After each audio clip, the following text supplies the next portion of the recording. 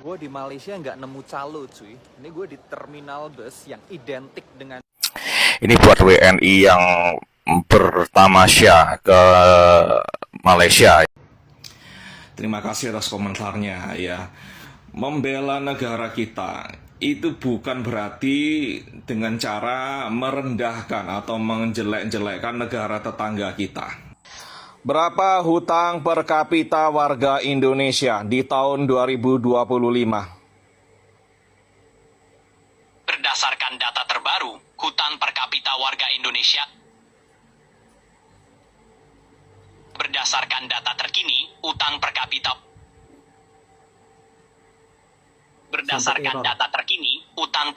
warga Indonesia tahun 2025 sekitar 1.920 dolar Amerika. Bagaimana dengan warga Malaysia? Utang per kapita Malaysia di tahun 2025 sekitar 7.758 dolar Amerika. Assalamualaikum warahmatullahi wabarakatuh. Video ini saya buat untuk edukasi dan informasi. Untuk masnya, kenapa sih selalu sibuk dengan negara tetangga kita? Faktanya di negara kita sendiri saja masih banyak problem yang perlu diselesaikan. Dan faktanya banyak juga orang Indonesia yang masih bekerja di Malaysia.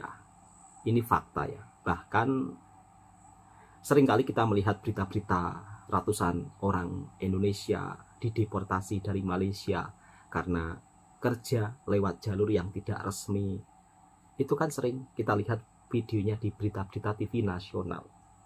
Nah, untuk kali ini saya hanya ingin memberikan fakta yang terjadi saat ini, kondisi di negara kita. Maka dari itu, untuk masnya, tolonglah lebih baik kita berpikir bijak. Kalaupun ada komentar yang toksik, ya udah kita abaikan saja. Kita harusnya lebih memberikan edukasi.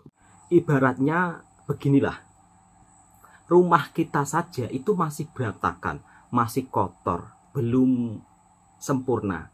Tetapi kenapa kita harus sibuk memberikan kritikan rumah tetangga orang? Ini kan harusnya kita malu ya kan. Dan pada faktanya di negara kita sendiri saja pengangguran tertinggi di Asia Tenggara nomor 1 dari Indonesia. Dan sulitnya mencari lowongan pekerjaan. Bahkan kalau di negara kita calo-calo untuk memasukkan pekerja itu pun ada. Lalu bagaimana untuk masnya memberikan solusi? Jangan asik ya kan komentari negara tetangga kita. Negara kita saja masih banyak problem yang perlu diselesaikan mas. Begitu ya mas kira-kira. Jadi video ini bukan istilahnya untuk saling berselisih di media sosial. Tetapi kita harus lebih melihat arah yang jelas. Yang sesuai fakta. Begitu kira-kira. Ketika ada orang Indonesia yang berada di Malaysia, kemudian memperlihatkan sisi positif di Malaysia. Oh, di Malaysia ini terminalnya nggak ada calo, tenang, nyaman. Ini perlu dicontohi, modern. Itu kan sesuatu yang positif. Tapi ya seperti itulah. Kadang-kadang segelintir netizen Indonesia itu sulit untuk berpikir objektif. Memperlihatkan sesuatu yang positif dari negara orang bukan berarti terus nggak cinta Indonesia. Bukan berarti, wah ini orang penjilat. Waduh. Kalau kita punya pemikiran seperti itu, sulit untuk maju. Kalau negara tetangga kita maju, ada juga komentarnya. Kan Malaysia kecil, negaranya mudah diatur gitu. Sebenarnya ukuran size ini nggak bisa dijadikan tolak ukur sahabatku semua. Kita lihat ya negara Cina, size-nya besar, tapi lihat maju ke hadapan. Teknologinya juga sangat canggih. Bayangkan, padahal dulu negara Cina itu dipandang remeh ya, negara miskin. Tapi sekarang luar biasa perkembangan teknologinya. Jadi teknologi ini merupakan salah satu hal yang perlu dicontohi juga. Bukan kita harus membanggakan sumber daya alam kita begitu sangat melimpah luar biasa. Tapi sumber daya alam lama-kelamaan itu akan habis sahabatku semua. Dan negara tetangga kita, Malaysia, mereka juga bukan hanya mengandalkan sumber daya alamnya saja, tapi dari segi teknologinya kita juga sudah tertinggal jauh. Misal kata ini ya, industri semikonduktor di Malaysia itu juga sangat maju ke hadapan, sedangkan Indonesia masih tertinggal jauh. Ini fakta. Ini bukan berarti terus kita punya pemikiran, oh kamu suka buat konten seolah-olah jelek-jelekin Indonesia. Ini salah sahabatku semua. Ini sebagai bentuk informasi supaya kita lebih bijak dalam berpikir. Langsung kita lanjut ke videonya. Gue di Malaysia nggak nemu calo cuy. Ini gue di terminal bus yang identik dengan... Ini buat WNI yang bertamasya ke Malaysia ya. Tolong deh jangan katrok ya, masa di negara sendiri nggak tahu. Kalau di negara kita sekarang ini calo itu sudah jarang ya, dan susah. Karena apa? Kita bisa booking tiket online, tiket bus bisa online, apa-apa online, pesawat online ya. Dan itu mau naik pesawat, naik bus dan sebagainya itu kan harus dicocokkan dengan ID-nya, dengan KTP kita ya. Jadi apalagi naik kereta api itu harus periksa KTP dan scan wajah menggunakan biometrik. Kita kalau daftar di aplikasinya KAI Akses, kita bisa melakukan scan wajah, nggak usah pakai tiket, langsung masuk di scan wajah ya. Kalau pakai calo-caloan gitu nggak bisa karena harus sesuai KTP-nya. Jadi saya nggak tahu ini kalau ada orang yang berkata di Indonesia ini masih banyak calo ya. Mungkin masuk mesin waktu, orang ini datang dari masa lampau di tahun 1970, 80 kemudian masuk ke era tahun 2025. Jadi ngakak aja aku denger cerita kayak begini ya. Tolong deh gak usah dibanding-bandingin negara sebelah sama sini, nanti besar kepala mereka ya. Mereka tuh orangnya suka dipuji-puji, sombongnya minta ampun ya, merasa negaranya paling maju, terpaling ya. Padahal sudah ketinggalan di banyak hal dibandingkan negara lain. Oke. Negara kita sudah bagus kok. Ya, jadi hargai dikit lah. Ya, orang Indonesia kok suka memuja-muji negara sebelah itu dibanding-bandingkan ya. Banding-bandingkan harus objektif toh, kekurangan mereka juga dibandingkan, jangan yang merasa sebagai kelebihannya ditonjolkan, kekurangannya kalian tutupi. Ya, maunya apa sih? Ya. Oke, terima kasih. Begini loh Mas Kokori, kalau di Indonesia terminalnya kan masih, ya mohon maaf Mas Kokori, masih belum seperti Malaysia. Dan itu fakta loh. Mas Kokori katanya sih orang Surabaya ya, masa nggak tahu sih di terminal Bungurasi seperti apa? Saya nggak perlu bercerita banyak ya, pasti kalau Mas Kokori orang Surabaya tahu lah. Jadi suasana terminalnya itu memang beda jauh dengan negara tetangga. Kalau di tempat kita, misal kata kita turun dari bus saja, itu kan sudah banyak orang yang menyambut. Mau kemana, mungkin yang dimaksud masnya itu loh. Ya kan, silakan naik bus ini, silakan. Itu kan masih Mas Kokori. Ya sebagian sih, kalau yang bus VIP menggunakan tiket online itu sebagian. Tapi kalau untuk bus-bus yang antar provinsi, ya kan, di terminal kan masih ada yang seperti itu. Jadi kita sebagai orang Indonesia ya nggak perlu marah-marah. Itu kan masa cuma buat konten seperti itu, masa harus marah-marah. Dan pada faktanya Mas Kokori bilang ya kan, kalau ada sesuatu hal yang positif dari negara tetangga kita, ngapain kita gengsi, ngapain kita marah-marah, ya kan, ngapain kita harus terasa. Dan pada faktanya Mas Kokori bilang ya perlu dicontohi juga. Langsung kita simak videonya. Terima kasih atas komentarnya ya. Membela negara kita itu bukan berarti dengan cara merendahkan atau menjelek-jelekkan negara tetangga kita ya. Saya nggak setuju tentang itu ya. Betul, Mas. Kita orang Indonesia, kalau kita cinta Indonesia, perbaiki apa yang belum baik di Indonesia. Kita melakukan kritik ke dalam ya. Ibaratnya rumah kita kebakaran, rumah kita berantakan ya. Bagaimana kita bisa menghujat tetangga kita ya? Rumahmu itu yang berantakan ya, kotor dan sebagainya ya. Harus disapu-sapu, dibersih-bersihin, dicat itu tembok-temboknya ya. Bukan dengan begitu caranya ya. Kita perbaiki rumah kita dulu. Rumah kita rapikan, ya. Kita bangun dengan baik.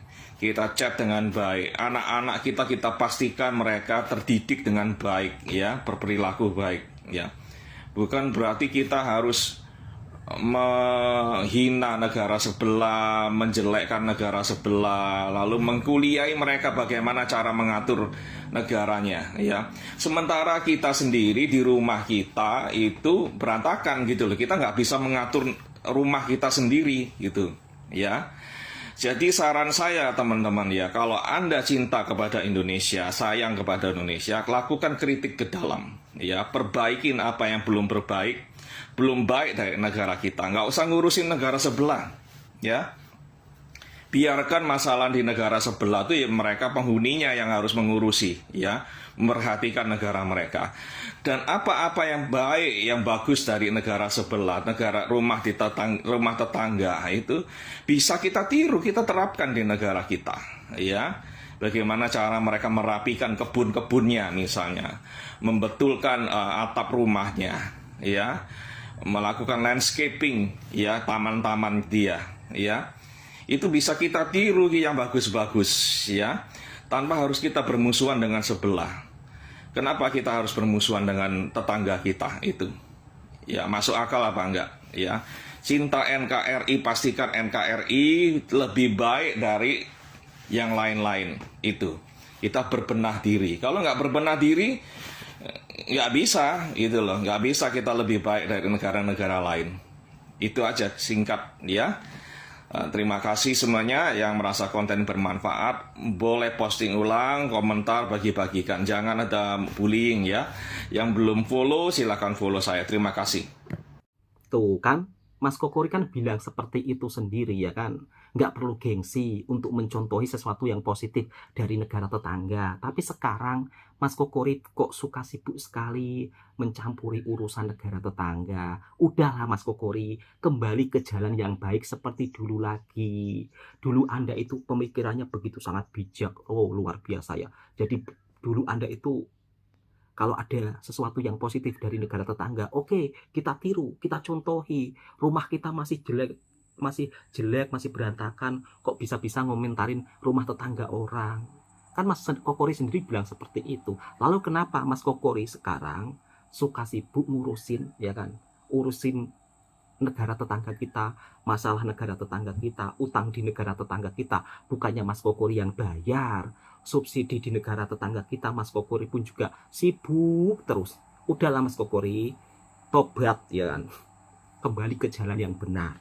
Begitu loh. Jadi kita sebagai orang Indonesia, mari hidup saling berdampingan, bertetangga dengan baik tanpa perlu menjelek-jelekkan negara tetangga kita. Dan pada faktanya Mas Kokori, banyak loh orang dari luar Indonesia ketika datang ke Indonesia, mereka juga sangat terkejut ya dengan culture yang ada di Indonesia, dengan kultur yang ada di Indonesia, yang dimana kadang-kadang ya kan, di lampu merah ada manusia silver, ada orang-orang yang, ya mohon maaf lah, ini mungkin nggak perlu saya ceritakan lah, tapi biar orang lain yang bercerita. Nanti kalau saya yang cerita, wah marah-marah lagi pula tuh. Jadi kalau di negara lain mungkin nggak kita jumpai ya, mungkin. Nah di sisi lain, fakta-fakta pahit ini mungkin perlu kita simak juga supaya untuk jadi pembelajaran kita, agar kita tidak selalu berpuas hati, tidak merasa terpaling sempurna. Langsung kita lanjut videonya. Salah satu culture shock aku di Indonesia terjadi di lampu merah. Iya, lampu merah. Karena lampu merah di Mesir ya lampu merah, tempat menunggu. Tapi kalau di Indonesia, tiba-tiba muncul manusia silver, ada yang joget, ada yang nyanyi, ada yang main musik, dan ada yang pakai kayak boneka. Awalnya aku pikir ini cuman hiburan. Tapi lama-kelamaan aku sadar, ini bukan sekedar pertunjukan. Ini cara mereka bertahan hidup. Sejak saat itu, aku jadi lebih sering bilang alhamdulillah. Bukan karena punya lebih, tapi karena dari situ aku bisa melihat kehidupan dari sisi lain. Dari sisi yang mungkin selama ini aku tutup mata. Kadang-kadang kita ngeluh soal hal-hal kecil. Sedangkan mereka rela jadi manusia silver, dicat badannya, berdiri di tengah panas, debu, demi mencari makan. Kalau kita masih bisa duduk nyaman di mobil atau di motor sambil nunggu lampu hijau, mungkin itu udah cukup alasan buat kita bersyukur. IMF sebut pengangguran Indonesia tertinggi kedua di Asia. Ngawur nih beritanya. Tempo memang kadang-kadang begini ke pemerintah, suka menyudutkan. Gak suka ya sama pemerintah. Oh, ini mungkin yang disebut Pak Prabowo dibiayai oleh LSM luar negeri. Ya. Padahal sudah jelas-jelas Istana bantah pengangguran Indonesia tertinggi kedua di Asia. Justru turun, lapangan kerja banyak. Tuh Tempo, kalau bikin berita mikir-mikir. Istana udah menjelaskan, ya, pengangguran di Indonesia turun, lapangan kerja banyak. Sampai-sampai 19 juta lapangan pekerjaannya nggak dikeluarkan karena masih nggak urgent, karena masih nggak dibutuhkan, soalnya masih melimpah. Sampai melimpahnya, jutaan rakyat Indonesia nganggur, nggak punya pekerjaan. Turunnya dari mana? Hah? Dari langit. Turunnya dari data BPS ya. Diturunkan sendiri tuh. Oh, yang turun urat malunya pejabat, pemerintah. Karena rakyatnya melarat, mereka hidupnya mewah. Nggak malu sama rakyat, Pak. Mobil dinas pejabat eselon dinaikkan menjadi 931 juta. Uang makannya Pak Serapat menteri itu 171. Terus hotelnya 9,3 juta. Wow. Entahlah negara kita itu seperti apa. Rakyat dibiarkan susah, pejabatnya foya-foya. Tuh urusin rakyat-rakyat itu, ya, puluhan juta rakyat Indonesia yang pengangguran. Jangan hanya mikirin bagi-bagi jabatan. Komen. Buat lo para pekerja yang suka ngeluh, ya, kerjaannya banyak, numpuk, bos lu toksik dan lain-lain, syukur lo. Nih, gue di Jakarta nih, ya, nyari kerjaan tuh susah banget. Nah, lu tinggal pilih, lu capek kerja apa nyari kerjaan? Masih ngeluh lo, ya, tuh panas-panasan gua tuh, ya, nyari kerjaan selalu ditolak, ya, apalagi kalau nggak punya orang dalam. Udah, lamaran gua ini udah simpan doang, habis itu dibungkus buat gorengan, kalau nggak dibakarin lamaran gua. Masih ngeluh lo, syukur lo ya, paham. Buat para pekerja, semangat ya, kerjanya jangan ngeluh lagi, oke? Semangat. Banyak banget pro dan kontra di video aku sebelumnya, tapi aku mohon maaf banget karena aku cuman memberikan keluh kesah aku sebagai warga Indonesia yang emang aktualnya seperti itu gitu. Dan aku juga bukan cuman aku yang merasakan, mungkin kebanyakan orang merasakan. Dan buat kalian, ayo apply kerjaan, ayo nyari-nyari kerja. Sama guys, aku juga tetap bawa lamaran, aku kemana-mana, bukan cuman ke perusahaan-perusahaan doang, aku juga pergi ke entah itu retail ataupun jaga-jaga toko dan lain-lain. Tapi memang yang aku rasain saat ini emang itu susah. Jadi ya mohon maaf ya kalau misalnya ada yang tersinggung atau merasa apa yang aku katakan itu nggak benar. The real itu cuman keluh kesah aku aja sebagai ya warga Indonesia, yang boleh kan kita sebagai warga Indonesia memberikan kritik untuk negara ini sendiri gitu. Dan kita juga diberikan hak demokrasi loh oleh negara. Jadi itu menurutku sah-sah aja. Makasih. Selama lapangan kerja masih sempit dan koneksi masih jadi syarat, jangan heran kalau pengangguran makin banyak karena sistemnya bukan cari orang yang bisa kerja, tapi Anda kenal sama siapa. Per Februari 2025 jumlah pengangguran bertambah 83.450 orang. Totalnya jadi 7,28 juta jiwa. Lebih banyak dari populasi warga Singapura itu. Udah jumlahnya banyak banget, beban hidupnya juga berat banget. Pengangguran makin nambah, tapi lowongan kerja banyak syaratnya. Punya pengalaman berapa lama Anda Nggak ditanya pengalaman, ditanya umur. Umur lolos ditanya, udah nikah apa belum? Belum nikah ditanya lagi, pelihara diskus nggak di rumah? Kalau nggak diskus, ikan diskus. Nggak punya ikan diskus ditanya lagi, punya kaktus joget nggak? Bisa aja serbet warteg. 7,28 juta nganggur, ini bukan teori konspirasi, ini data BPS resmi. Yang nganggur bukan cuma fresh graduate, tapi juga stress graduate. Orang-orang yang nyoba semua bidang, hasilnya mohon maaf, Anda belum beruntung. Menaker bilang, pengangguran naik karena lulusan baru banyak. Come on. Tiap tahun ada wisuda, Bapak. Terus anak kuliah disuruh lulus lebih lama. Kalau semua yang lulus dianggap beban, mending kuliah aja terus. Nambah aja SKS-nya. SKS. Sabar, kerjanya benar, sabar. Minimal statusnya mahasiswa, bukan nganggur di rumah. Solusi dari Kemenaker, pelatihan kerja dan vokasi. Pengangguran bukannya dikasih pekerjaan, tapi dikasih pembelajaran. Bisa-bisa ditanya sama tetangga tuh ya. Bang, gue lihat kok lo di rumah aja nih. Nggak kayak yang lain di tongkrongan. Gue kan jaga kesehatan, biar besok gue nganggurnya nggak telat. Job fair di mana-mana, tapi mirip giveaway selebgram yang ikut banyak, yang dapat dikit.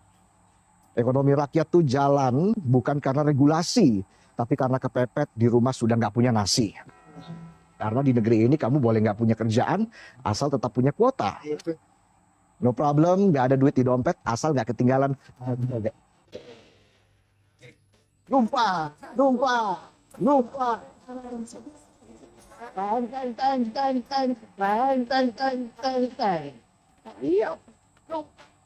Di republik ini nganggur itu bukan pilihan kata orang. Kalau rezeki nggak kemana, tapi di situ-situ aja dan buat yang itu-itu aja. Bisa aja saya. Penonton masih semangat nggak? Selama lapangan kerja masih sempit dan koneksi masih jadi syarat, jangan heran kalau pengangguran makin banyak karena sistemnya bukan cari orang yang bisa kerja, tapi Anda kenal sama siapa?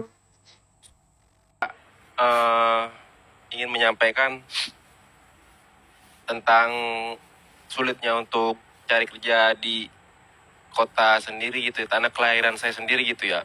Karena gini Pak,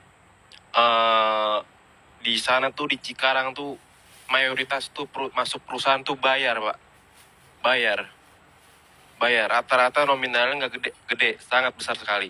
Bahkan ada yang 5 juta, 9 juta, bahkan sampai ada yang 20 juta. Yang bayar siapa nih? Calo Pak, calo. Masa ya kita nyari duit terus kita harus ngeluarin duit, kan nggak adil begitu. Bahkan saya sempat daftar juga kan calo setelah habis kontrak. Diiming-imingin ada suatu PT di kawasan MM dengan biaya tuh 9 juta. Pakai DP tapi pakai DP 5 juta. Terus diproses katanya selama 3 bulan, siap tanggal 15. Setelah tanggal 15, saya tanya dong ke si calo ini, belum ada. Bulan depan saya tanya lagi, nggak ada, belum ada. Yang ketiganya, belum ada. Saya ambil aja duitnya, duit DP saya. Dan itu saya diambilnya tuh nggak langsung instan gitu, dicicil. Nah, terus saya dikeluarin grup calo itu kan. Nah, nggak lama tuh ada kandidat lain yang udah DP 5 juta ngechat saya. Mas, kenapa dikeluarin? Gara-gara ambil DP. Loh, saya juga mas, katanya gitu kan. Udah masuk berapa emang? Sama 5 juta juga. Ini gimana ya mas, kayak minta tolong ke saya gitu. Iya, makanya tuh sangat sulit sekali saya nyari kerja di tanah kelahiran saya sendiri. Karena semuanya pada bayar. Bahkan ada juga oknum-oknum nakal yang di PT itulah suruh nyari-nyari kandidat gitu. Kasih Pak.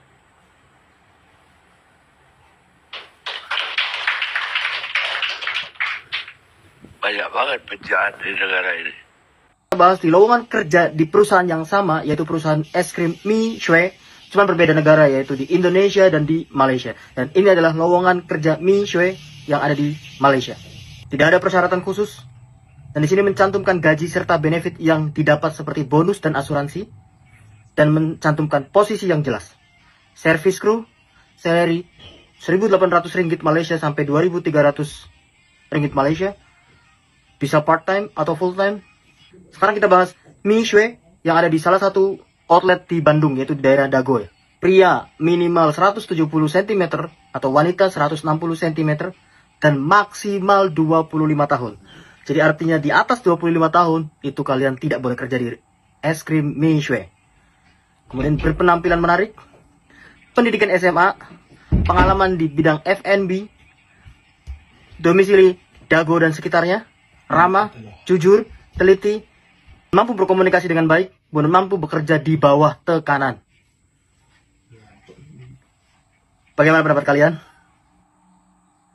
Dan mari kita doakan bersama-sama sahabatku semua untuk orang-orang yang belum mendapatkan pekerjaan. Mudah-mudahan dipermudahkan urusannya bisa mendapatkan pekerjaan. Ya memang di saat sekarang untuk mencari pekerjaan itu ya bisa dibilang susah, ya memang susah. Apalagi kalau kita nggak punya orang dalam, ya kan, itu memang agak menyulitkan. Bahkan kalau kita cuma modal lamaran saja, kadang-kadang itu entah dipanggilnya kapan juga tidak tahu. Saya sarankan untuk sahabat-sahabatku semua, kalau belum mendapat pekerjaan, kerja apa saja lakukan. Yang penting halal dan tidak harus ada rasa gengsi. Mungkin bisa mencoba untuk jadi nelayan ataupun jadi petani lah. Kalau misal kata orang tua kalian punya kebun, punya ladang. Tapi di sisi lain, saya sendiri petani, sahabatku semua, tetapi saya merantau. Oke, cukup sekian. Assalamualaikum warahmatullahi wabarakatuh. Semoga sahabat-sahabatku semua, saya doakan yang terbaik semua, sehat selalu, dipermudahkan segala urusannya. Tolong untuk sahabat-sahabatku semua, mari kita berkomentar lebih bijak dan lebih positif untuk menguatkan satu sama lain. Kita sama-sama manusia biasa, tentunya juga ingin selalu berharap kebaikan dan jangan sampai kita menjelek-jelekan satu di antara satu sama lain.